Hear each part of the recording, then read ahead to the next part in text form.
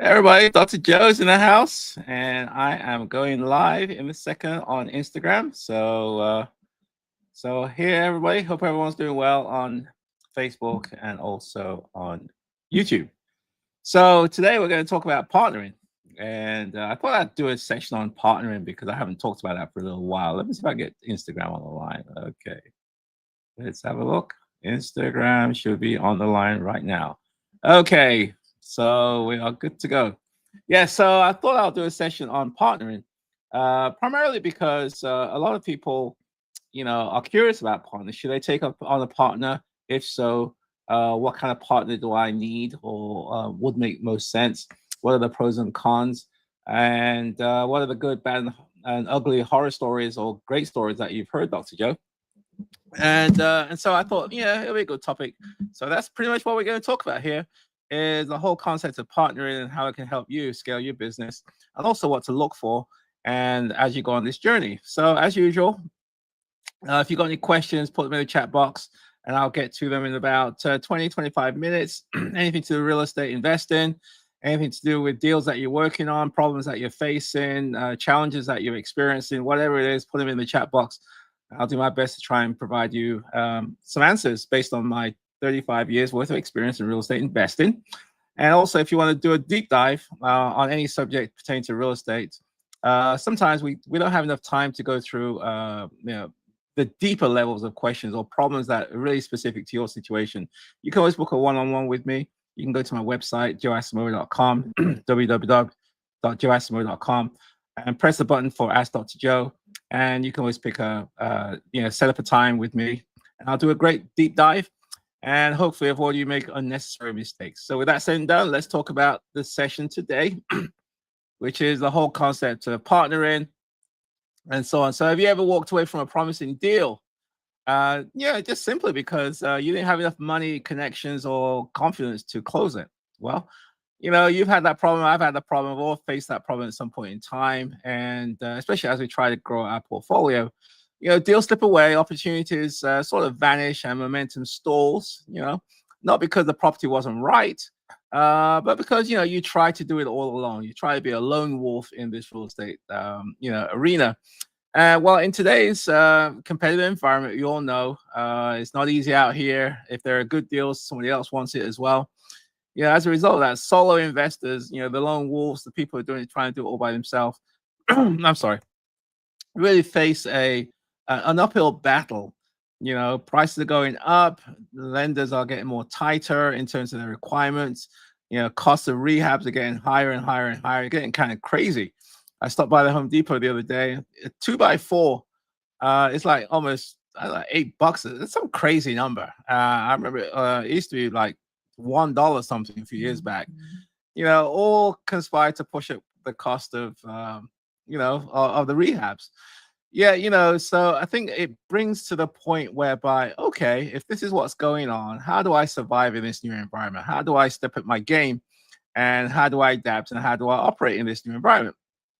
And one of the things that you can do is to leverage other people's money, other people's knowledge, other people's networks. And so hopefully you don't have to try and do it all yourself. And it also allows you to scale faster and reduce risk. Okay. Now, so therefore today's live stream, we're kind of going to talk about the good, the bad, the ugly as it pertains to partnering in real estate investing. I'm going to share some stories. I've done a couple of partnerships in the past. They were interesting experiences, let's just say, and I'll share with you, through today's live stream, some good ones and some not so great experiences. So hopefully you can learn from my mistakes, some from my experiences, and also from other people as well, which I looked into as I was researching today's live stream. So we look at how successful investors have structured their joint ventures, their partnerships, and also we look at what failed, what went wrong in other people as well, and lessons learned that we've all learned from these outcomes. So hopefully, more importantly, today's live stream, my goal is to, at the end of it, provide you with practical strategies, actionable steps that you can take to form strategic, smarter partnerships, hopefully avoid costly mistakes, and build long-term wealth. Okay, that's the goal today. And so partnering can work with you and not so much against you. So as usual, I broke into today's session into 6 parts. And so halfway through, I kind of do a little interlude, but let's get down to it. And, part 1, which is finding the right partner, finding the right partner. I suppose the question is, what qualities separate a great partner from a nightmare that's just waiting to happen? What qualities separate a great partner from a nightmare that's just waiting to happen? Well, the truth about partnership, it's not for everyone, and not everyone is cut out to be your partner. They're not. Many failed ventures can be tracked down back to investors who rushed into business with people that they may have liked on a personal level, but they really didn't know them on a professional level. Okay, it's almost like a marriage. If you, well, I don't know, for those people who are married, I've been married, 31 years now. If you marry the wrong person, it's not good. If you marry the right person, it can be very, very good. So, so partnership is kind of the same thing. If you go in partnership with the right person, it can be very, very good. And it can sort of catapult you to success. But likewise, if you're going to partner the wrong person, it could be a disaster waiting to happen. So successful investors, often say that the values of the person, the communication style, and also the long-term goals of the partner or prospective partner matters more, even more than the money that they bring into the table. Okay, I'll repeat that again. The values that this person has, the communication style that they have, and also the long-term goals, they really do matter in the long term anyway. It's probably just as important, if not even more important, than the money that they may or may not bring to the table. And I'll give you the point.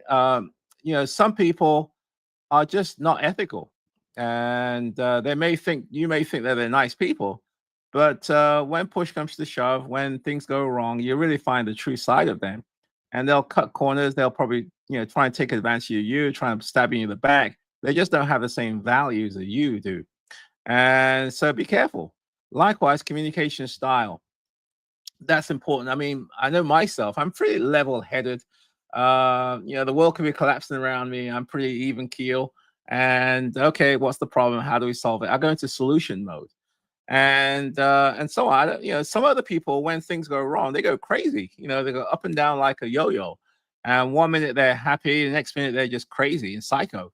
And so if you're dealing with that kind of person, you be careful, because their communication style may be different than yours. They could be go volcano, almost like an erupting volcano when things go wrong, shouting, cursing, fighting, whatever it is. And if that's not your style, it could be a disaster waiting to happen.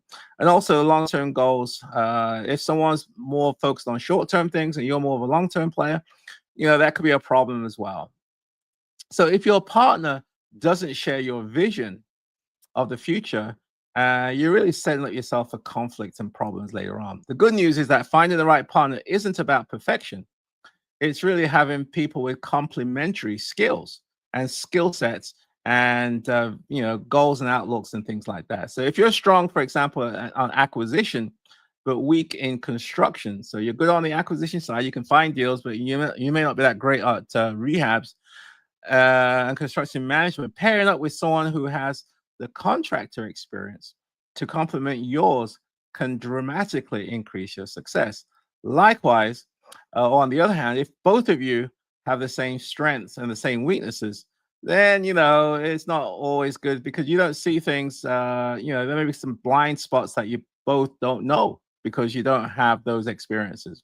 So there are countless stories of investors who ignored the red flags. A partner, things like poor credit, a reputation for cutting corners, unrealistic expectations. These are red flags if you find in somebody. So the ugly result, though, is that it may end up in lawsuits. Not good. Broken friendships, and even lost capital, lost money. Okay, but equally, stories abound. There are a lot of good success stories where if you do the right due diligence on your prospective partner and you have aligned expectations up front, then a partnership can last a long time. It can last through multiple deals, and also it can be very, very profitable relationship wise. So what are some of the action items associated with finding the right partner?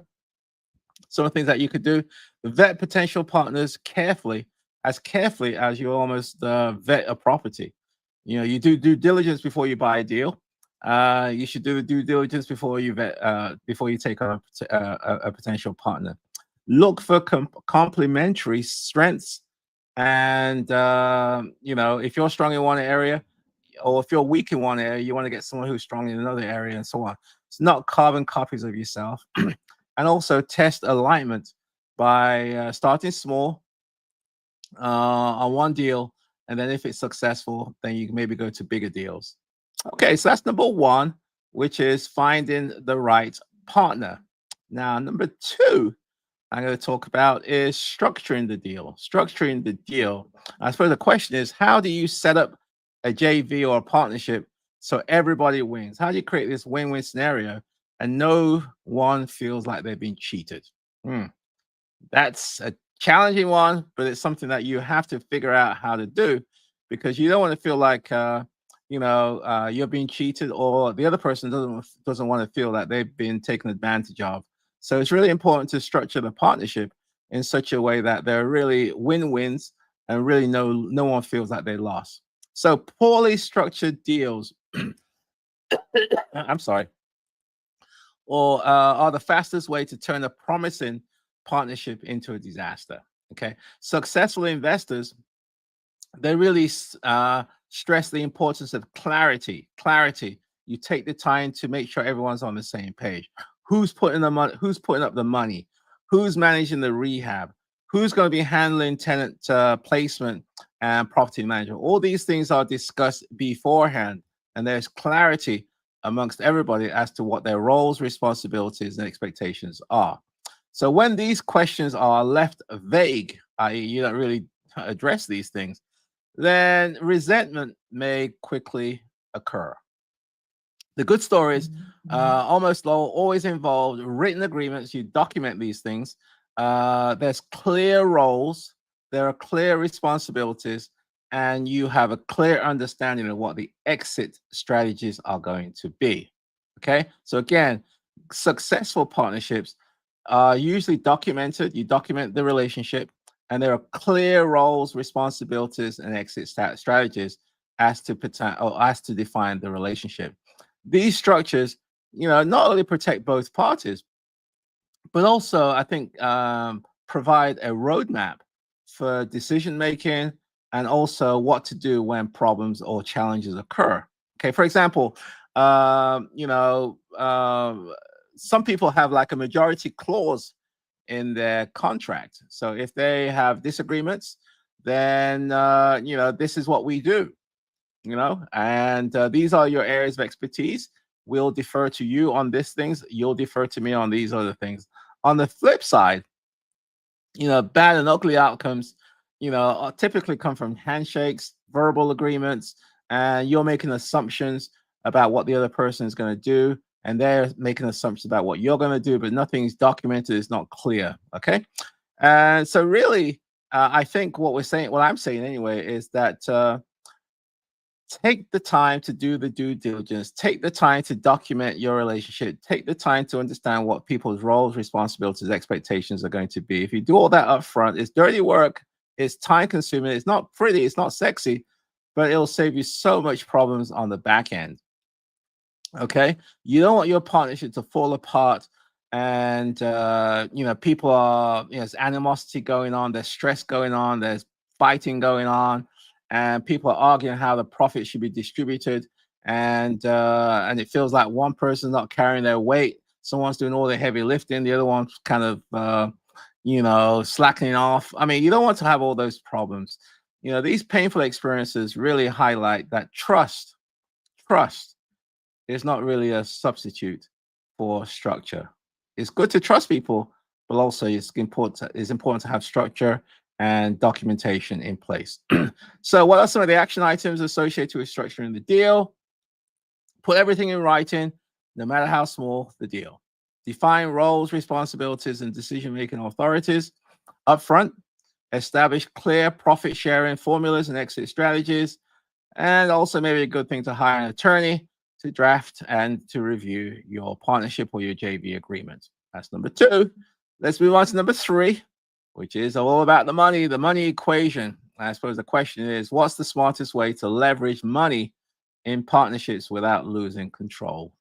What's the smartest way to leverage money and in a partnership without losing control? Okay, so money is often the magnet that pulls investors together. You need money, somebody else has the money, let's get together. Okay, that's a typical scenario. You may have a new investor who doesn't have much money.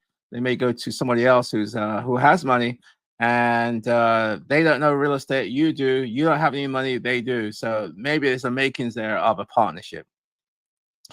But money, on the flip side, can also be the spark that ignites conflict. Okay, and many new investors seek partners with capital with more experience.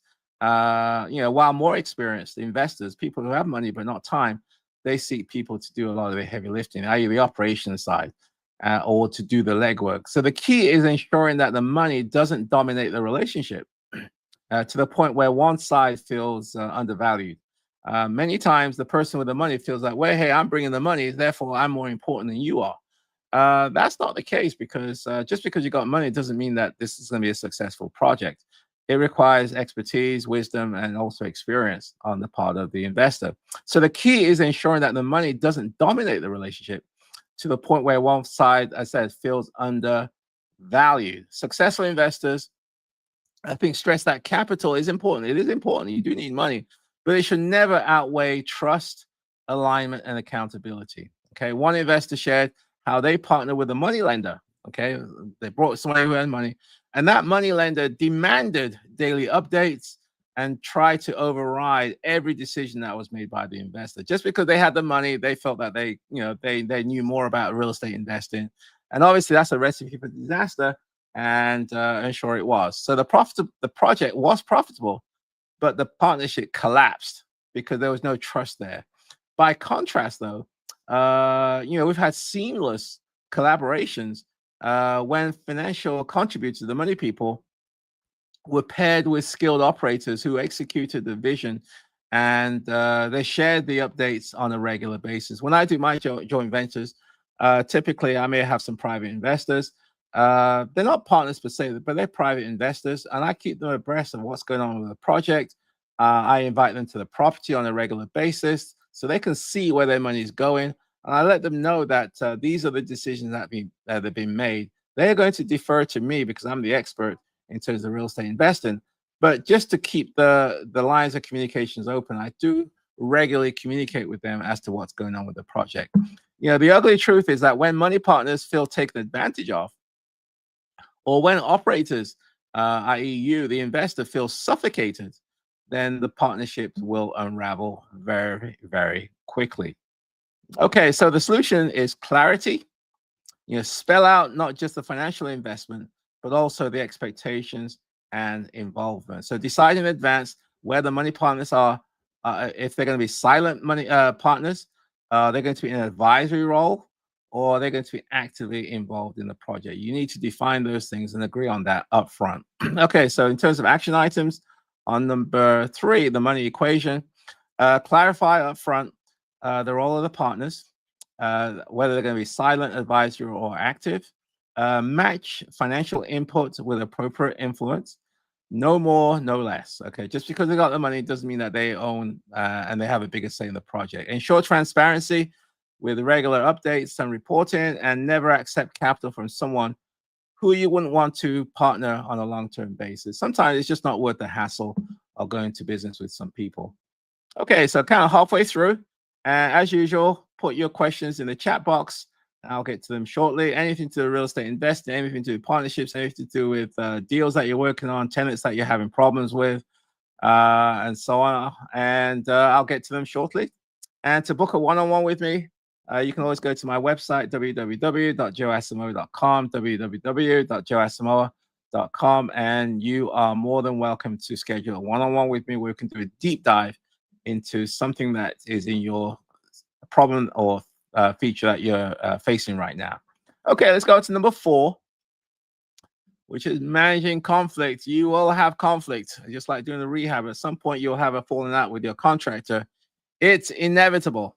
So the question is, when the honeymoon ends, how do you handle disagreements without burning bridges? How do you handle disagreements without burning bridges and going to or devolve into shouting matches and litigations and all that kind of stuff? How do you avoid all that? Okay, well, conflict in partnerships isn't just possible, it's inevitable. Okay, what separates a thriving partnership from a failing one is really how disputes are resolved. You will have disputes, but the question is, how are you going to resolve them? Okay, successful investors don't avoid conflict because you can't.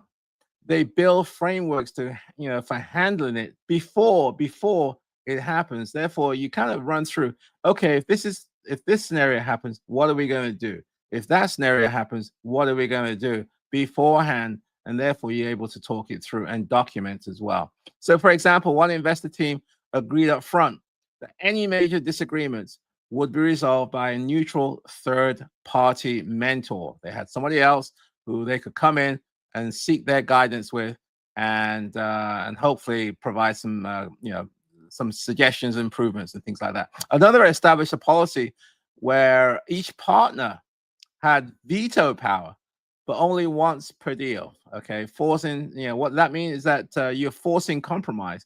You can't veto more than one thing on a deal. Okay, so at some point you're going to have to meet me halfway, compromise instead of stalemates. So these simple systems prevented disputes and also avoided the project being derailed. It's just like a bad relationship when people don't talk to each other, people get angry with each other. If that goes onto your project can fail because it's just not working. The bad stories often resolve or involve, I suppose, unresolved arguments that escalated into lawsuits, or even that people just walked away from the project and they couldn't finish it off, and therefore the project just kind of fell apart. Okay, I've heard stories of where partners stopped speaking to each other. Contractors were left unpaid, and the properties sat unfinished. And that is a lose-lose for everybody. Nobody wins in a situation like that, and you don't want to be in that situation, believe me.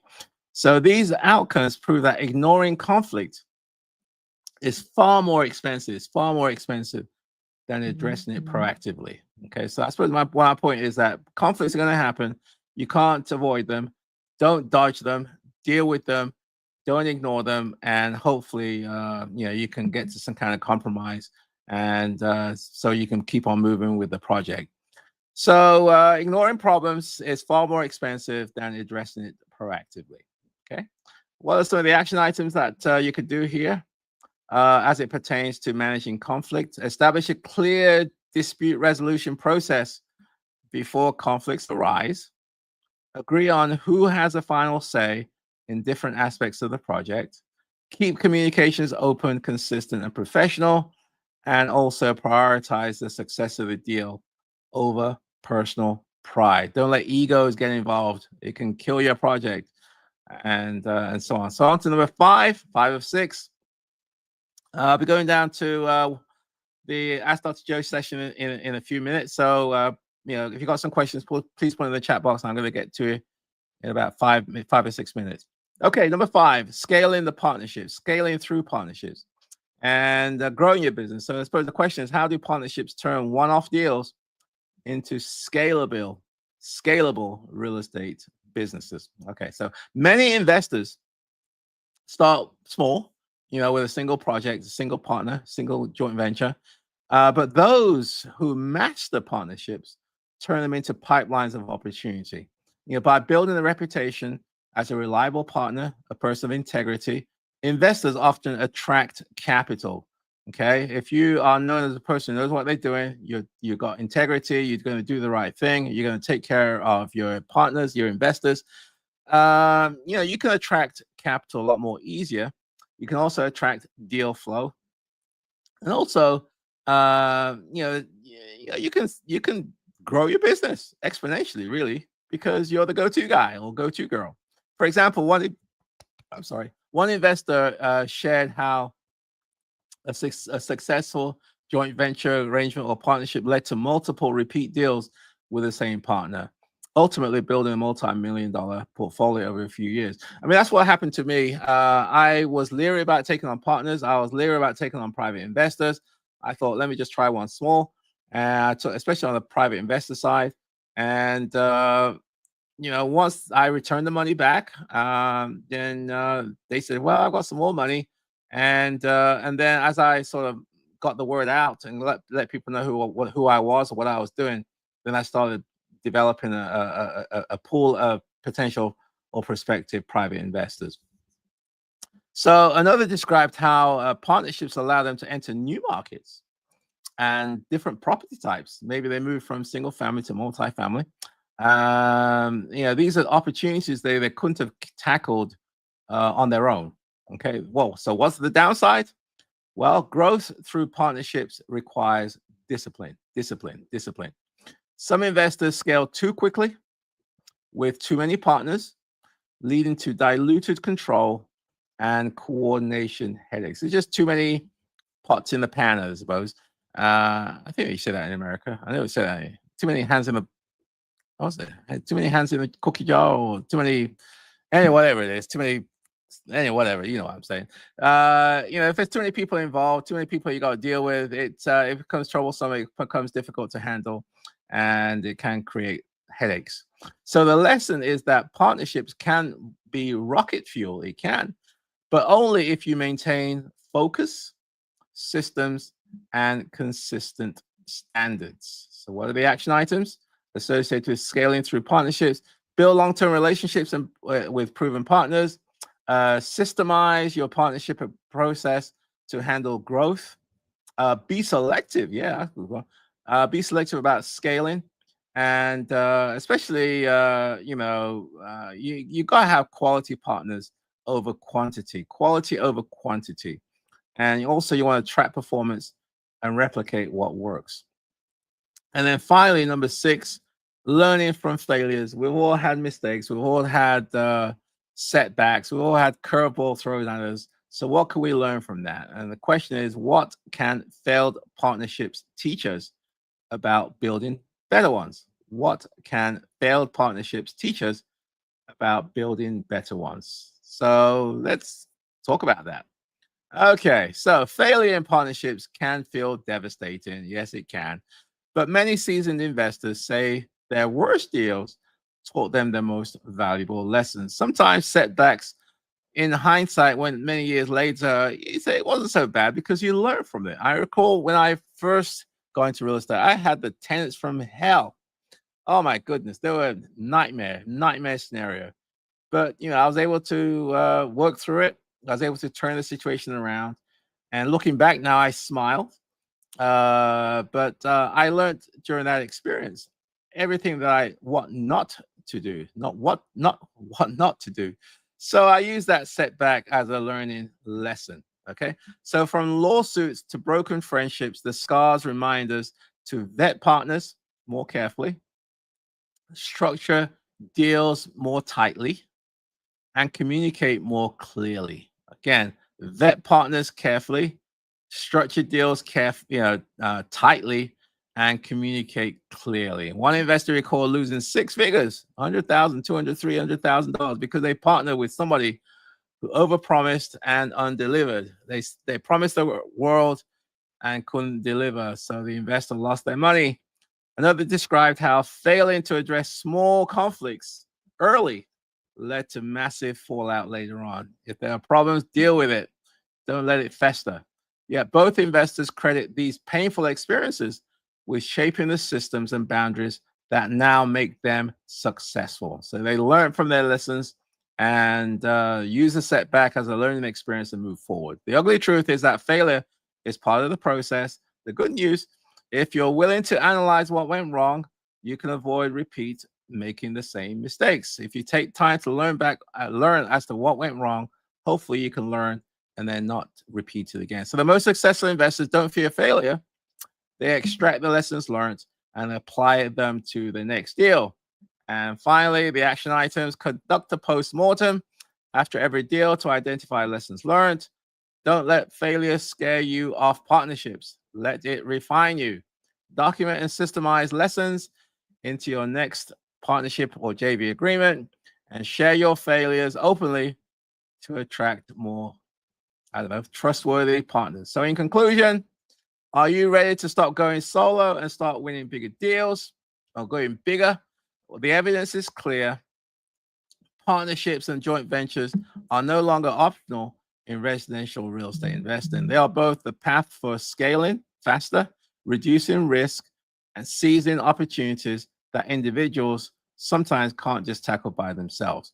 So, from finding the right partners to structuring airtight agreements, from navigating conflicts to leveraging money wisely, the lessons learned from other investors, both the good and the bad and the ugly, is provide a roadmap for sustainable success. I've shared that roadmap during today's live stream. Hopefully it was helpful. Failures may sting, they do, but they also teach the habits, the systems, and the boundaries that transform ordinary investors into extraordinary ones. Okay, so ultimately the real estate is not about buildings, it's about people. That's one thing I'm learning now. Real estate is, yes, it's about physical structures, but it's more of a people business. It's all about relationships. It's all about who you know, working with people, and creating win-win scenarios, because not doing that can be the downfall. So investors who understand the truth and master the art of partnering will not just build wealth, but also create stability, freedom, and influence that can last for generations. So the question is simple. Will you keep trying to do it all alone? Or will you partner up and win bigger and get better in real estate investing? My friends, that's it for today in terms of the education side. I'm going to go to the Ask Dr. Joe segment, where you can put your questions in the chat box, and I'll get to them shortly. And if you want to email me, you can shoot me an email at joe@joeasamoah.com, joe@joeasamoah.com. And if you want to book a one-on-one with me, you can go to my website, www.joeasamoah.com, www.joeasamoah.com, book a one-on-one where we can do a deep dive into any topic that you feel is appropriate and or troubling you at this time. You may have clouds on your horizons, or icebergs on the horizons, or problems with tenants, or problems with contractors. Book a one-on-one with me. Let's do it. Let's do a deep dive, and hopefully I can provide you some insights. So, my friends, that is it. Let's get down to the questions. Oh, I forgot to mention, I had one of my tenants moved in yesterday, and did all the paperwork on Monday. Sorry, did all the paperwork with Section 8, and they moved in. They are extremely happy, and I'm excited to have the family in one of my homes, and they're a great family. And took some photographs. Took some videos. Maybe I'll share some of those photographs and videos on social media. Welcome, the Tomlinson family. Okay, so let's get down to the questions. So greetings from Phoenix. Hey, how's it going, Datu? Hope you're doing fine. In sunny Phoenix, Arizona. Nesta. Okay, let's have a look. What's Nesta got up to? Nesta, I got a call today from a lady who found my listing on the affordable housing website. Okay, so you're a landlord. You put your house for rent on affordablehousing.com website. I have a 3-bedroom, but she only has a 2-bedroom voucher.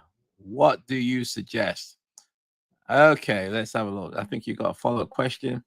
A 3-bedroom goes for $1,500 in my area. She said her voucher pays $1,100, and she's willing to pay the $400 difference.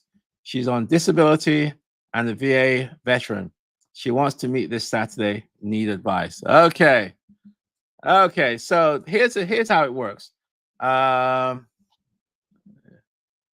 make sure.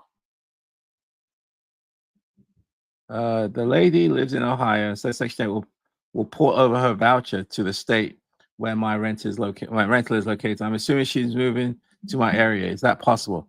Well, you got quite a few questions here, Nesta. Let's see if I can take them one by one. The first one is, I got a call today from a lady who found your listing. So he's a landlord. Nesta's a landlord. Put it on the website, and he has a 3-bedroom house, and she has a 2-bedroom voucher. Well, the way Section 8 works is that they will allow a 2-bedroom voucher holder to live in a 3-bedroom house as long as the rent that you are charging is within the price range of the 2-bedroom voucher. Okay, it makes sense. So if you have a 3-bedroom, if you have a 2-bedroom voucher, you can move into a 3-bedroom as long as the rent for that 3-bedroom is within the range for your 2-bedroom voucher. So that's the first thing. It may happen. Let's go on to the second part of your question, and I think I answered it there. The lady lives in Ohio and said Section 8 will port over her voucher to the state where you're located. Okay, so what she's saying there is that let's say she lives in, I don't know, Michigan, and your house is in Ohio. What happens is that her voucher currently is in Michigan. Let's just say Detroit for argument's sake. So the Detroit Housing Authority currently holds her voucher. So she has to transfer it or port it over from Detroit to where you are in Ohio. Let's just say you're in Cleveland. So the paperwork from Detroit has to be transferred over to Cleveland. And depending on how efficient they are in Detroit, that could be a very quick process, or it could be a long, drawn out process. In this area, it takes around 30 to 45 days for the voucher to be ported over from one jurisdiction to another jurisdiction. So before anything can happen, she has to transfer her voucher to where you're located in Ohio, or sorry, wherever you are, Nesta. And that's going to take 30 to 45 days. Nothing happens then. So you can't rent to her. Once it's ported over to where you are, then they have to schedule an appointment to issue her a new voucher in the jurisdiction that you're in. That can take some time. And so again, she's not even allowed to look. She can't move into a property until she has a voucher in the local area. So once they issue her a voucher, then she can apply for your property, or you can submit the paperwork to the housing authority where your property is located. So it's a sequence of events there. It can be ported. It does take some time. During that time, you cannot rent to her. She cannot move into your property.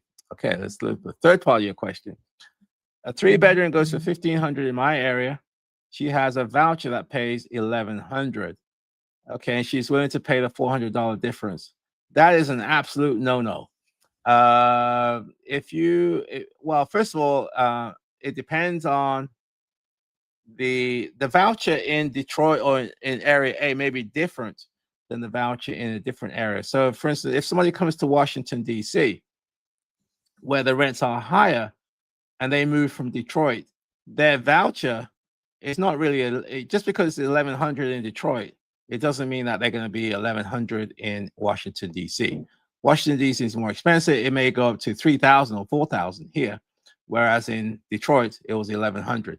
So, so it's not really clear when you say she pays 1,100. That may be where she is right now, but it may not be the case when she transfers it over to where you are. But the second part of your question, she cannot pay the difference. So if her 2-bedroom voucher, for argument's sake, goes up to 1,100 and you want 1,500, she cannot pay the difference.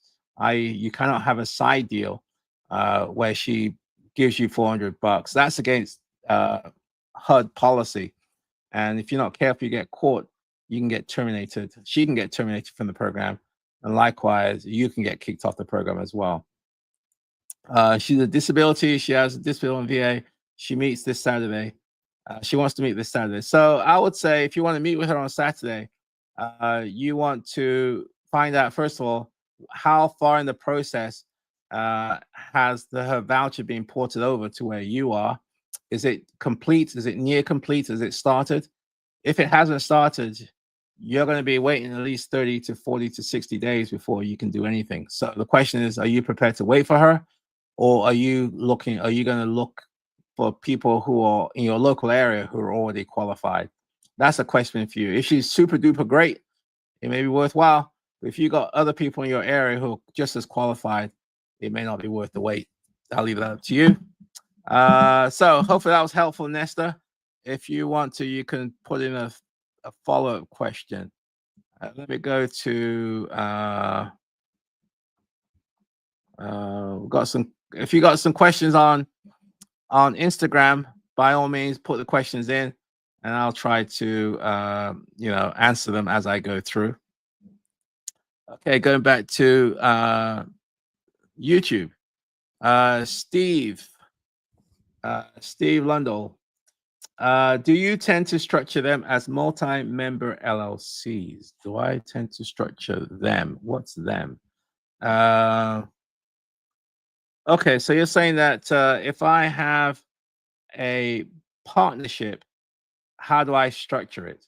Yes, multi-member. So you may create an LLC where you have members, and based on the operating agreement, based on the agreement that you have, then you could have ownership breakdown, and who owns what percentage. Is it 50-50? Is it 40-60? Whatever it is, all that stuff is documented within the operating agreement. So you can structure a multi-member LLC. You can have a joint venture agreement whereby there could be debt partners instead of equity partners. So there's different ways you can skin the cat, as they say. But I would say the most important thing is to have a meeting of the mind with the potential partners, and don't go into partnerships lightly. They're serious things, and do your due diligence, as I mentioned before. Check the person out. Make sure that they have the right temperament. Make sure they have the right goals that you have. Make sure that they have their disposition and communication style that you have. Because if you don't do that due diligence up front, it could be very, very problematic later on. Yes, Steve, too many cooks in the kitchen. There you go. Okay, let's keep going. Again, if you got some questions, please put in the chat box and I'll get to them shortly.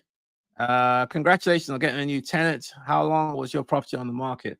I got this from down to, I put this on the market. I think it was July. I put it on the market. We got quite a few applications. I then selected this particular family.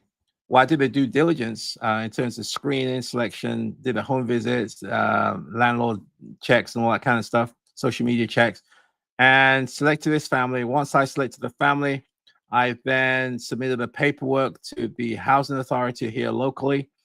And then I was on vacation.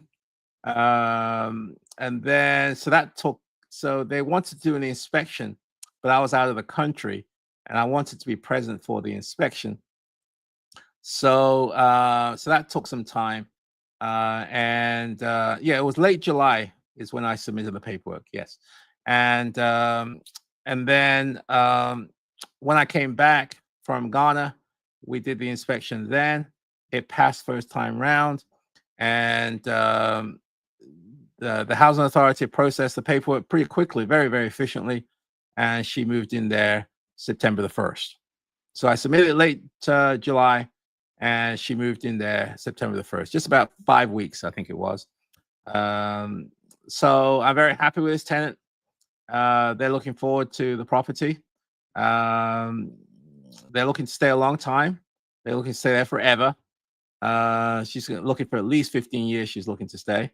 I've owned the property for about 5-6 years. So if she can stay there for 10 years, then that's going to obviously pay down my note. Hopefully the property is going to increase in value. It's in a pretty decent area in Washington, D.C. And the tenant's portion is quite small. The housing authority's portion, they pay the bulk of it. So the tenant's happy to be living in a nice house in a nice neighborhood at a very reasonable rent. So yeah, I mean, that's why I like Section 8. In fact, next week, I'm going to talk about Section 8 in a bit more detail. I'm going to call it the Section 8 gold mine. And for those people who are unclear about Section 8, haven't done it before, want to know what it's all about, tune into next week's Wealth Wednesday. which is September the 13th. And we're going to do a session on that. Okay, let's keep going. Have had one partnership with my brother. Bought 2 properties with him that I had found. Okay, this is from Steve. He only wanted 50-50 split. Okay, so we purchased 2 tiny single family homes. Recently bought him out after selling one of them. Success. Congratulations, Steve. Yeah, partnerships can work if you're partnering with the right people. In your case, you're partnering with your brother. I'm assuming that you know your brother very well. There's a certain level of trust that you have between you two, and you decide to go partnership together. And you bought 2 properties, it sounds like. And the arrangement was a 50-50 split. You didn't really say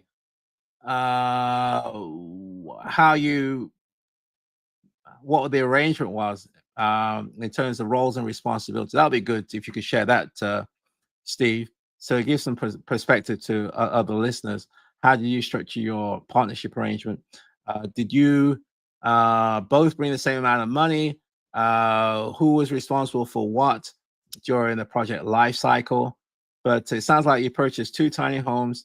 I'm not too sure if there's any renovations involved, but you paid them, you bought them out, and on terms that was acceptable to both of you, and therefore, as far as you're concerned, it was a successful joint venture, successful partnership. Yes, I agree, Steve. Congratulations. I'm sure it went out well. Okay, let's have a look again. If you got some questions, please put in the chat box, and I'll get to them. I'm going to wrap it up. I've been invited to be a speaker at a forthcoming conference later on this year. So I'll share more details about that once I get more information. But I'm looking forward to be a part of that conference. Speaker, hey. What else is going on with me? I will be traveling to Dominica, I think, in October. They have a Creole Fest, so I look forward to going for that one. And real estate is going well. All my tenants, I have 0 vacancies on my houses. I have 100% occupancy. Let's have a look. What else is happening? So far, everything seems to be going okay. So I mean, if you have the right systems in place, it's okay. But again, it's not about me; it's about you. If I can be of assistance to you on your journey, let me know. I'll be more than happy to help you out. I think, my friends, that's it for today. I'm going to wrap it up. So again, next week we're going to talk about Section 8 in more detail. So feel free to join us, and look forward to being here next Wednesday at 7 p.m. Eastern Time. I thought today was a good session. I learned a lot in preparing for this. Hopefully you learned a lot about partnering and what works, what doesn't work, and what you need to do as you continue your real estate journey. So I'll see you next Wednesday at 7 p.m. Eastern Time. Have a great weekend. Thank you. Take care.